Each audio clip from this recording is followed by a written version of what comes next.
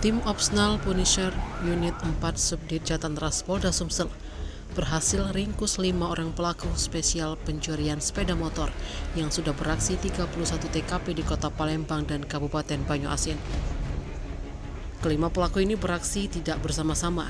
Dengan rincian TKP yang dilakukan dari 5 tersangka, yakni kawasan Kenten Laut, Talang Kelapa, Banyuasin, Gandus, Sematang Borang, Ilir Timur 3, Alang-Alang Lebar, IB1, Gandus, dan Kemuning Palembang.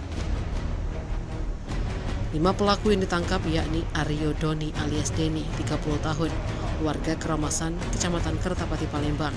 7 TKP curanmor diantaranya Sako, Pakjo, Gandus, Simpang Dogan, Kenten Laut, Sako, Talang Bulu. Lalu Rizky Nanda, 23 tahun, warga Perumgeria Asri, Kecamatan Gandus, Palembang. 7 TKP curanmor yakni Kenten Laut, Borang, Simpang Patal, Soekarno-Hatta 2 kali, Sako, Talang Bulu. Fikriyadi alias Wak Tanjar, 39 tahun, warga Gandus, Palembang. 11 TKP curanmor yakni Talang Bulu, Simpang Patal, Soekarno-Hatta, Borang, Pakjo, Sako, Gandus, Simpang Dogan, Kenten Laut, Ilir Barat 1, Ilir Barat 2.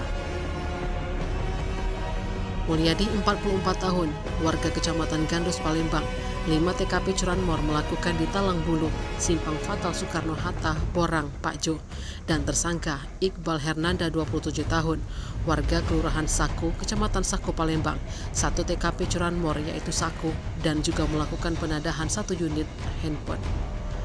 Tak hanya pelaku curanmor, tim Opsnal Unit 4 Subdit Jatantras Polda Sumsel berhasil mengamankan 2 orang penadah dari kelima tersangka ini, yakni Yeyen Ibrahim, 36 tahun, warga Pulokerto, Kecamatan Gandus, Palembang, penadah 6 unit motor, dan Aman, 37 tahun, warga Kecamatan Gandus, Palembang, penadah 2 unit motor.